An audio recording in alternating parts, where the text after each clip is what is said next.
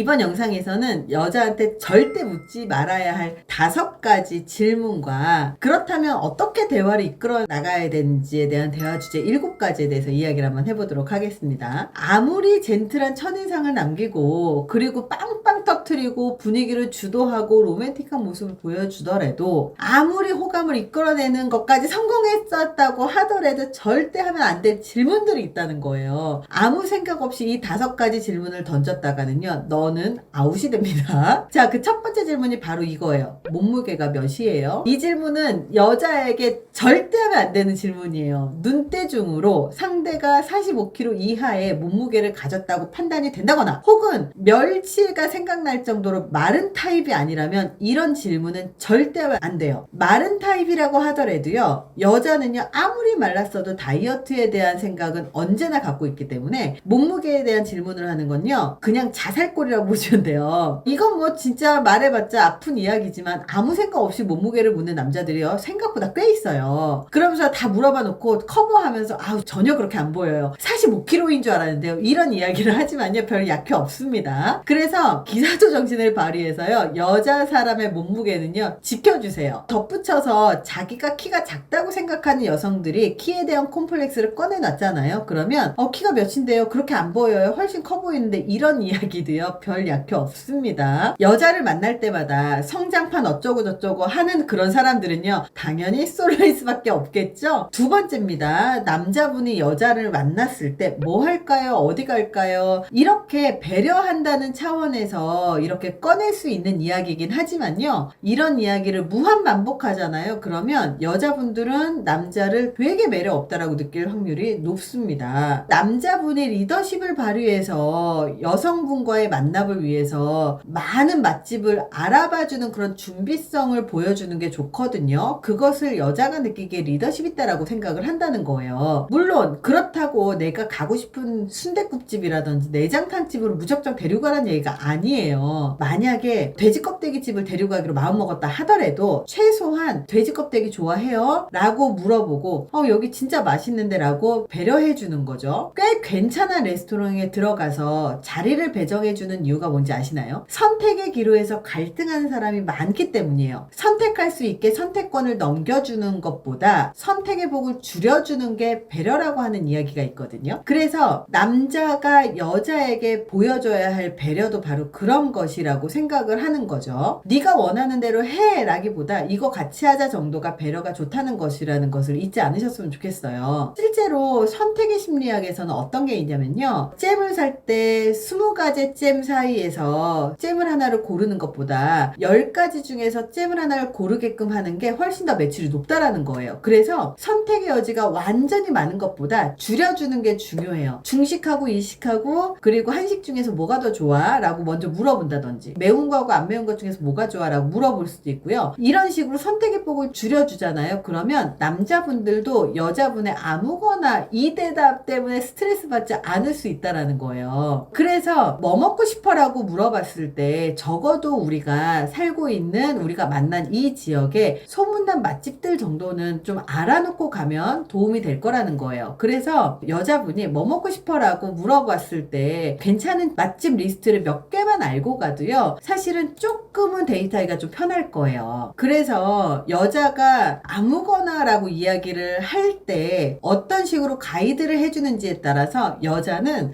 이 사람 굉장히 듬직하네 이렇게 생각을 할 수 있다는 거예요. 이런 얘기를 하면요 아마 남자분들 그런 생각할 거예요. 네가 먹고 싶은 걸 얘기를 하라고! 라고 생각을 많이 하시겠지만 여자라는 게 그런 동물이에요. 내가 먹고 싶은 게 있어도 말을 잘 안 꺼내고 처음 만난 사람한테 얘기를 못하는 게 또 여자더라고요. 그래서 먼저 몇 가지의 리스트를 가져가게 되면 훨씬 리더십 있게 느낀다라는 거죠. 자, 절대 하면 안 되는 거 3번째 질문은요, 몇 명이나 사귀어보셨어요? 아니 정말 저는 이해하기 어려운 게 뭐냐면 몇 명 사귀어봤는지 물어봐서 뭐 할 건데요? 아직 한 명도 안 사귀어봤어요 라고 하면 상 주실 거예요? 아니면 와 진짜 정말 괜찮네 이렇게 생각하실 거예요? 나이가 30 먹고 40 먹었는데 한 명도 사귀지 않았다는 게 더 이상하지 않나요? 그렇다면 3, 4명, 5명, 6명, 7명 만났다고 해도 그것도 웃기지 않나요? 그렇잖아요. 그래서 몇 명이나 사귀어봤어요? 라고 물어보지 마세요. 굳이 물어봐봤자 벌집을 건드리는 것밖에 안 돼요. 꼭 주로 연애 경험이 없는 솔로들이 공감대라도 이끌어보려고 마지막 연애가 언제예요? 라든지 이런 질문을 하는데요. 저는 한 번도 없어요 라고 이야기를 하는 게 진짜 도움이 될까요? 자기의 순결을 여자한테 자랑하고 싶은 건가요? 오히려 나이가 먹어서 만나는 연애 같은 경우는요, 모쏠보다는요 연애 경험이 차라리 많아서 여자의 마음을 아는 남자가 훨씬 나아요. 그래서 모쏠인 거 자랑하지도 마시고요. 그리고 엄청 많이 만났어요 라고 할 필요가 없어요. 그냥 매너 있게 그냥 있으면 되고요. 물어보지 마세요. 아시겠죠? 네 번째입니다. 절대 하면 안 되는 말. 그날이야? 여자 사람 친구한테라도 그런 얘기는 절대 하면 안 되는 거예요. 이 얘기는요, 솔로들보다 커플들이 더 자주 꺼낼 거예요. 그 유명한 대사 중에 여자 사람들이 자주 말하는 이거 있잖아요. 오빤 내가 왜 화났는지 몰라? 이 대사를 하면요, 정말 남자가 모르잖아요. 그러면 자연스럽게 왜 화났지? 왜 화났을까? 자꾸 생각을 하다 보면 도달하게 돼요. 이런 깨달음이 와요. 그날인가? 하지만 그날이든 그날이 아니든 이 물음은요 절대 아무 도움이 되지 않아요.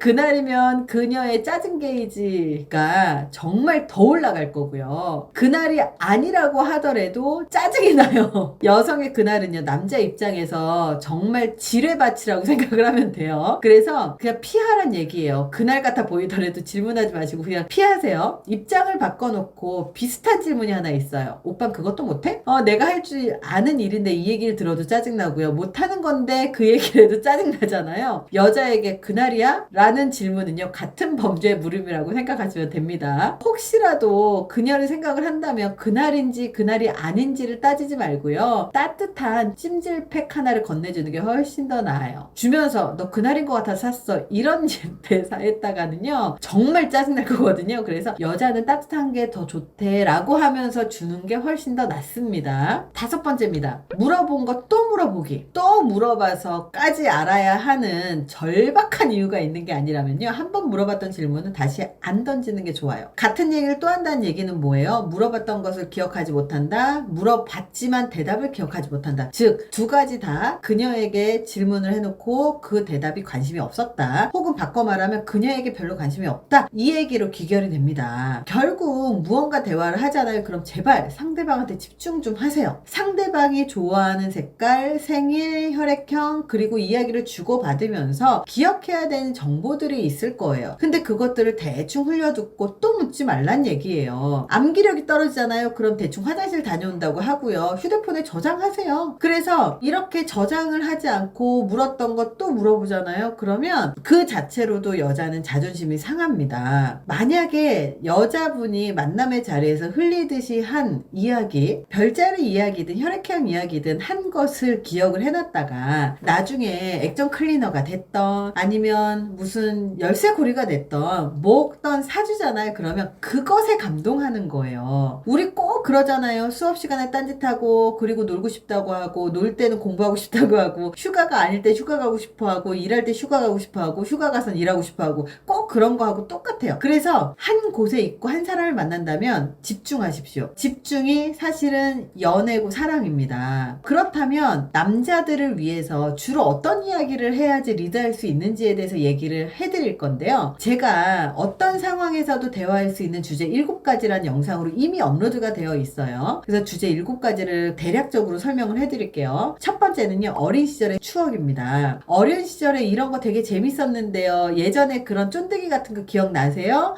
나 초등학교 앞에 이런 거 팔았는데 연령대가 비슷하면 그 추억을 소환을 하면서 이 공감대가 형성이 됩니다. 자, 두 번째예요. 여행에 관련된 이야기예요. 여행은 항상 미지의 세계로 떠나는 여행이잖아요. 그래서 우리는 그 여정을 통해서 항상 많은 발견을 하죠. 그런 것들이 서로 왔다 갔다 대화를 하면서 지식도 서로 넓혀지고 그리고 공감대도 형성이 되는 거죠. 세 번째가요. 영화와 책에 대한 이야기예요. 영화도 만인의 공통된 주제가 될 수 있고요. 책도 마찬가지입니다. 그래서 이렇게 누구라도 봤을 것 같은 영화, 누구라도 읽었을 것 같은 책을 이야기를 하면 됩니다. 네 번째가 음악이에요. 음악을 좋아하지 않는 사람은 아마 없을 거예요. 그래서 평상시에 어떤 음악 주로 들어요? 라고 이렇게 물어보면 좋을 것 같습니다. 5번째는요, 반려동물에 대해서 질문을 해도 돼요. 혹시 반려동물 키워요? 강아지 키우세요? 고양이 키우세요? 아, 그렇구나. 이런 식으로 질문만 잘하셔도 괜찮습니다. 6번째는요, 음식이나 음료에 대한 이야기예요. 우리가 음식은 빠지지 않고 먹잖아요. 되게 재밌는 건 뭐냐면 음식을 먹으면서도 맛있는 음식 얘기를 하는 게 인간이라는 거예요. 그래서 이 음식과 음료에 대한 내용은요, 되게 즐거운 대화 주제가 된다는 거예요. 자, 7번째입니다. 스포츠나 취미에 대한 이야기예요. 그래서 쉬는 날 뭐 하세요? 아니면 스포츠 좋아하는 거 있으세요? 이런 가벼운 질문 하나만으로도요, 충분히 대화 주제를 충분히 많이 만들어낼 수 있다는 사실을 기억하셨으면 좋겠습니다. 이번 영상이 도움이 되셨길 바랍니다. 감사합니다.